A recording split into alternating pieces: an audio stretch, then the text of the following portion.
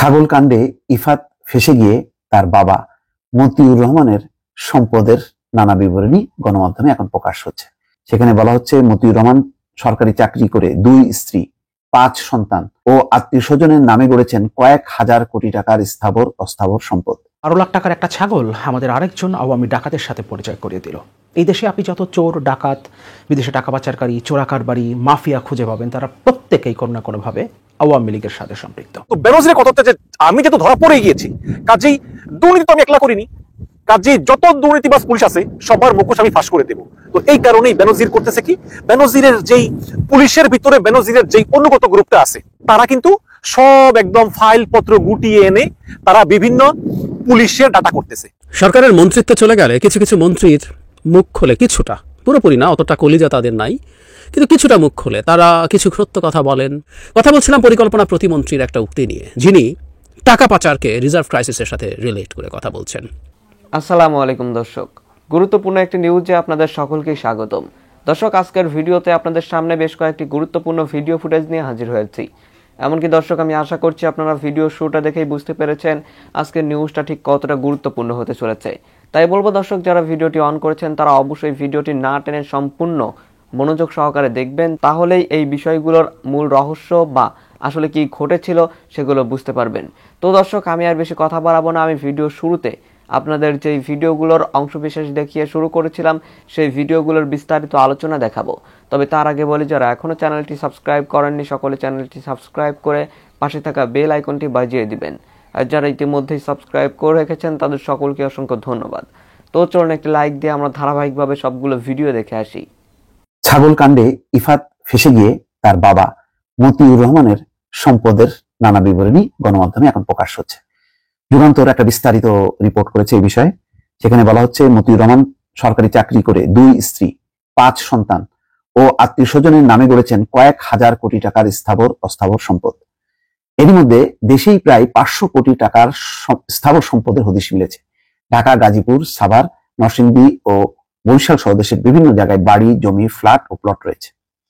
এছাড়া সরকারি বেসরকারি ব্যাংকে নিজের ও পরিবারের সদস্যদের নামে এফডিআর এবং শেয়ার বাজারে নিজ নামে 1.5 কোটি টাকা বিনিয়োগ আছে।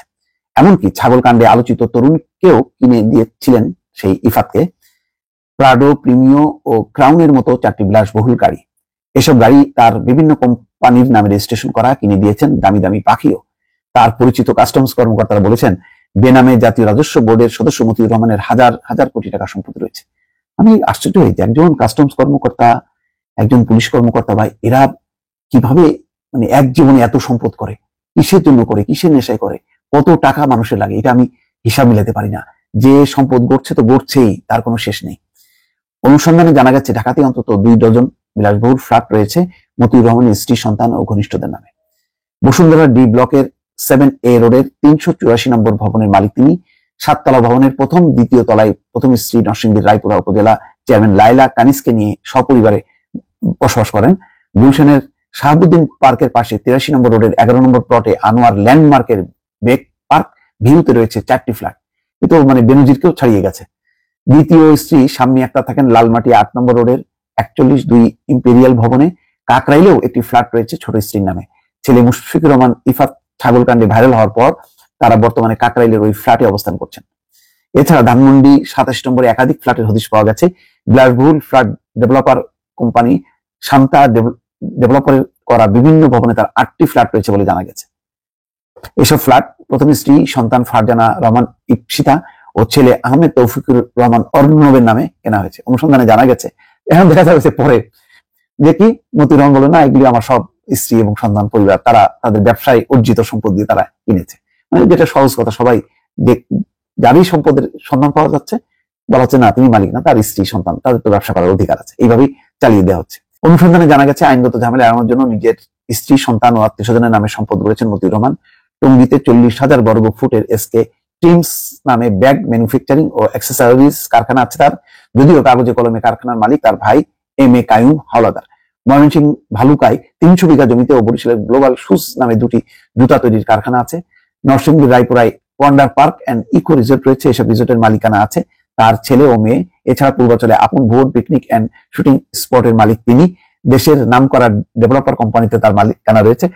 দর্শক আমার মনে হয় যে থামি, আর মানে যে পরিমাণ বিবরণী এখানে আছে এটা কষ্ট করে আপনারা পত্রিকা পড়ে যদি আগ্রহ থাকে দেখে নিন। কিন্তু আমার কথা হলো যে কিভাবে সম্ভব দিনে দুপুরে ডাকাতি, মানে এগুলো তো আর একদিনে হয়নি। এই যারা এইসব কর্মকর্তারা দায়িত্বে আছেন তারা চাকরি জীবনের থেকেই শুরু করেছেন এবং যখন মেয়েকে দায়িত্বপূর্ণ পদে এসছে তখন তারা এই ধরনের সম্পদ গড়েছেন।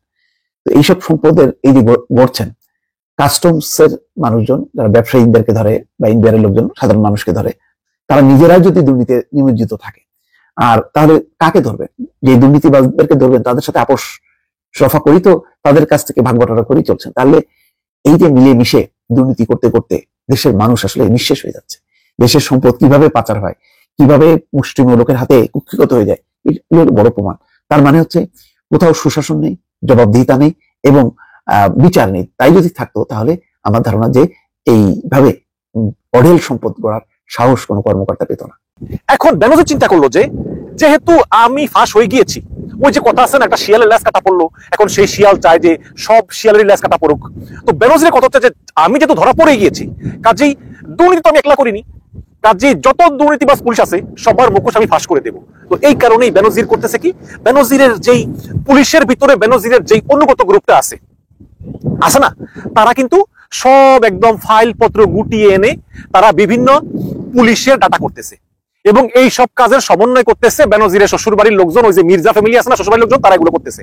ওইসব পুলিশেরা মিলে তদন্ত করে তারা এভাবে যে দুর্নীতিবাজ পুলিশ আছে ওদের একটা তালিকা তৈরি করতেছে এবং আমি ধারণা করতেছি যে এই কাজ যে বেনজিরকে সহায়তা করতেছে NTMC, national telecommunication monitoring cell, এরা সব তথ্য মিলে এইসব দুর্নীতিবাজ পুলিশ কর্মকর্তাদেরকে ধরিয়ে দিচ্ছে। বেনজিরের পরে আপনারা জানেন যে সাবেক ডিএমপি কমিশনার আসাদুজ্জামান মিয়ার বিভিন্ন অপকর্ম এসেছে এবং সাবেক ডিআইজি শহীদুল হকেরটাও লাইনে আছে এবং এর পরবর্তীতে আরো আপনার বিপ্লব হারুন, এদেরটা আস্তে আস্তে আসবে। এবং বর্তমান যে ডিএমপি কমিশনার হাবিব, এই হাবিব হচ্ছে কিন্তু চরম দুর্নীতিবাজ। এরা হচ্ছে আবার বেনজিরের বিরোধী পুলিশ সদস্য, বিশেষ করে এই যে শহীদুল হক, আসাদুজ্জামান মিয়া, তারপরে এই ডিএমপি কমিশনার হাবিব, তারপরে ডিবি হারুন, এরা হচ্ছে বেনজিরের উল্টো দলের পুলিশ। আবার বেনজির হচ্ছে আবার অন্য দলের। আসলে বেনজির এখন কোনো দল নাই, বেনজির এখন চায় যে যতটুকু সম্ভব মুখোশ উন্মোচন করে দিতে। তো আমরা বেনজিরের অনেক সম্পদ দেখি, কিন্তু এর চেয়ে বেশি সম্পদ আছে বেনজিরের বাইরে। ঠিক তেমনি শহীদুল হক, আসাদুজ্জামান, হারুন, বিপ্লব, কৃষ্ণপদ রায়, মনিরুল, এরা সবাই কিন্তু সম্পত্তিগুলো বিদেশে করেছেন। যারা হিন্দু ধর্মে তারা ভারতে করেছেন, যারা মুসলমান ধর্মে তারা তুরস্কে করেছেন, মুসলমান একটু মুসলিম দেশে বেশি, কাতার মাতার, তারপরে দুবাই, হিন্দুরা একটু ভারতে করেছেন, এরকম আর কি। তো দেশের ভিতরেই তারা প্রচুর সম্পত্তি করেছেন এবং এই সব সম্পত্তিগুলো করেছেন 14 থেকে 18 সালের ভিতরে, যখন পুলিশ প্রধান ছিল শহীদুল হক, ডিএমপি কমিশনার ছিল আসাদুজ্জামান, র্যাবের প্রধান ছিল বেনজির, বিডিআর এর প্রধান ছিল আজিজ, গোয়েন্দা প্রধান ছিল কৃষ্ণপদ রায়, আর এসবির প্রধান ছিল মনিরুল। এই গ্যাংটা মিলে যত গুম, খুন, মানবাধিকার লঙ্ঘন, নির্যাতন, ভয়ানক ভয়ানক রকম মানবাধিকার লঙ্ঘন করে তারা এইরকম কয়েকশো কোটি টাকা, হাজার কোটি টাকা কামিয়েছে। আর শেখ হাসিনা তাদেরকে প্রশ্রয় দিয়েছে, কারণ শেখ হাসিনা বলেছে আমাকে ক্ষমতা থাকার সুযোগ দাও, আমি তোমাদেরকে অবারিত দুর্নীতি করার সুযোগ দেবো। কারণ ওই সময় কিন্তু বিএনপি স্ট্রং ছিল। 14 সালে বিএনপি যে আন্দোলন করেছিল, বাংলাদেশের ইতিহাসে এইরকম আন্দোলন আর কেউ করতে পারেনি। কিন্তু যে কারণেই হোক সেই আন্দোলনটা ব্যর্থ হয়েছিল। কেন ব্যর্থ হয়েছিল এটা নানাবিধ কারণ আছে, কিন্তু সেই সময় কিন্তু আপনারা জানেন যে ভীত হয়ে সালমান এফ রহমান এবং তারেক সিদ্দিকী তারা কিন্তু গোপনে বিদেশের পাসপোর্টও কেনার চেষ্টা করেছিল, কারণ তারা মনে করেছিল যে বিএনপি হয়তো আন্দোলন করে আওয়ামী লীগকে সরিয়ে দেবে এবং তারা বিপদে পড়বে। তো ওইরকম অবস্থা ছিল। এই সুযোগ নিয়ে বিএনপি কে দমনের নামে যেভাবে মানবাধিকার লঙ্ঘন করেছে, 600 গুম, 3000 ক্রসফায়ার করেছে, এত অর্থ সম্পদ কামিয়েছে, লুটপাট করেছে এই পুলিশগুলো, এর দায় কিন্তু শেখ হাসিনাকে নিতে হবে। সরকারের মন্ত্রিত্ব চলে গেলে কিছু কিছু মন্ত্রীর মুখ খোলে, কিছুটা, পুরোপুরি না, অতটা কলিজা তাদের নাই, কিন্তু কিছুটা মুখ খোলে। তারা কিছু সত্য কথা বলেন, যেসব কথা দীর্ঘদিন থেকে আমাদের মাঠে আছে তেমন কথাই কিন্তু তারা বলেন। এক ধরনের ক্ষোভ হয়তো থাকে এবং তারা মনে করেন এটা বলতে থাকলে যদি আবার কনসিডার করে তার প্রতি একটু দৃষ্টি থাকে, একটু প্রাসঙ্গিক হয়ে ওঠেন। কথা বলছিলাম পরিকল্পনা প্রতিমন্ত্রীর একটা উক্তি নিয়ে, যিনি টাকা পাচারকে রিজার্ভ ক্রাইসিসের সাথে রিলেট করে কথা বলছেন। এর মধ্যে আমরা দেখছি জনাব মোমেন, সাবেক পররাষ্ট্রমন্ত্রী, তিনি সংসদে রীতিমতো আমলাদের বিরুদ্ধে কথা বলছেন, আমলাদের একাংশ সমস্যা করছে ইত্যাদি ইত্যাদি, তাদের বিরুদ্ধে ব্যবস্থা নেওয়া উচিত, এসব আলাপ টালাপ করছেন। যাই হোক, জনাব শামসুল আলম, ডক্টর শামসুল আলম, জাস্ট সরকারটা শেষ হলো আওয়ামী লীগের যে টেনিওরটা, তার মধ্যে পরিকল্পনা প্রতিমন্ত্রী ছিলেন, তিনি পাচার নিয়ে কথা বলেছেন। তার আগে উনি ব্যাংকের মার্জার নিয়েও ইনফ্যাক্ট কথা বলেছেন। আমি একটু পড়ি সেই জায়গাটা। মূল আলোচনা আসলে পাচার নিয়ে। মার্জারের ফলাফল অনিশ্চিত। খারাপ ব্যাংকে ভালো সঙ্গে দিয়ে তাকে ভালো করার চেষ্টা করা হচ্ছে। এখন খারাপের প্রভাবে ভালো ব্যাংক খারাপ হয়ে যায় কিনা সেটি বিচার বিশ্লেষণ না করে করা ঠিক হবে না। আমার কাছে মনে হয় এটা অনিশ্চিত। এর হ্রাস টানতে হবে। এই জন্য একটি ব্যাংক কমিশন করলে ভালো, না হলে অন্তত শক্তিশালী একটা কমিটি করা উচিত বিশেষজ্ঞ অর্থনীতিবিদদের দিয়ে। আমরা দীর্ঘদিন থেকে যখনই এই মার্জারের কথা আসলো, আসলে মার্জার এগুলো মোটা দাগে অ্যাকুইজিশন হচ্ছে, তো যাই বলছি না, আমি ডাকি না কেন, এগুলোর বিরুদ্ধে যে কথাগুলো উনি বলছেন, এই কথাগুলো আমাদের অর্থনীতিবিদরা দীর্ঘদিন থেকে বলছেন। আমরা যারা কিছুটা অর্থনীতি বুঝি তারাও এই কথাগুলো বলার চেষ্টা করেছি। আপনি খেলাপি ঋণ করতে করতে, ইচ্ছাকৃত ঋণ খেলাপি করতে করতে, আর সোজা বাংলা যদি বলে ব্যাংক লুট করতে করতে আর একটা ব্যাংককে দেউলিয়া বানিয়ে ফেলবেন, তাদের শাস্তি না দিয়ে বরং রিওয়ার্ড আপনি দিচ্ছেন টু সাম এক্সটেন্ট ভালো ব্যাংকের সাথে মার্জ করে তাকে টিকে থাকার জন্য। এই জিনিসগুলো নিয়ে তীব্র সমালোচনা ছিল। দেখলাম যে উনি কথা বলছেন। এবার উনি রিজার্ভ নিয়ে বলছেন। প্রতি বছর বাংলাদেশ $7-8 বিলিয়ন বাংলাদেশ থেকে বা 81 থেকে 92 হাজার কোটি টাকা পাচার হয়। এই টাকা পাচার থেকেই ডলার সংকটে শুরু। তা রোধ করা জরুরি ভিত্তিতে পদক্ষেপ নেওয়া দরকার। আমার মনে পড়ে যখন আমাদের প্রথম ডলার সংকট শুরু হতে যাচ্ছে, আমি আমার একটা কলামে, প্রথম আলোতে একটা কলামে ওই সময়ের রপ্তানিকে ইন্ডিকেট করে বলেছিলাম টাকা পাচার হচ্ছে, এবং এই টাকা পাচার হওয়াটাই আমাদের রিজার্ভ ক্রাইসিসের প্রধান কারণ। আসলে আমার টাকা পাচারের কারণে কেন রিজার্ভ ক্রাইসিস হয়েছে, এবং উনি যেটা বলেছেন এটা রাইট। এবং এই যে অঙ্কের কথা বলছেন, এই অঙ্কগুলো দীর্ঘদিন থেকে বাংলাদেশে আমাদের জনগণের সামনে আছে। জিএফআই বলে একটা প্রতিষ্ঠান আছে, গ্লোবাল ফিনান্সিয়াল ইন্টিগ্রিটি।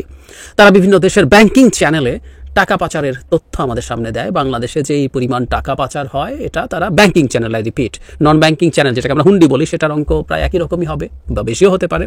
সো এই টাকাটা যে পাচার হয় তারা দীর্ঘদিন থেকে বলছে। এই আলাপ আমাদের সমাজে বহু বছর থেকে আছে। এবং মজার ব্যাপার, এইসব নিয়ে যখন কথা বলেছে ডকুমেন্ট দেখিয়েছে যে বাংলাদেশ জাতিসংঘকে তার আমদানি রপ্তানির ডেটা দিচ্ছিল না, ফলে জিএফআই বাংলাদেশের আপডেটেড ইনফরমেশন দিতে পারছিল না। মানে সরকারি চায় নাই যে জিএফআই ডেটা দিক। এখন একজন মন্ত্রী এসে বলছেন। আমরা বহুদিন থেকে একটা কথা বলেছি, আমাদের ডলার রিজার্ভের পরে প্রধান সরাসরি আঘাত, মানে প্রত্যক্ষ আঘাত আসে আসলে এই ব্যাংকিং চ্যানেলের টাকা পাচার থেকে, ওভার ইনভয়েসিং এবং আন্ডার ইনভয়েসিং এর মাধ্যমে। আপনি আমদানি করার সময় পণ্যের মূল্য দেখিয়ে বেশি টাকা পাঠিয়ে দেন, আবার রপ্তানি করার সময় পণ্যের মূল্য কম দেখিয়ে কম টাকা দেশে আনেন, একটা বড় অংশ টাকা বাইরে রেখে দেন।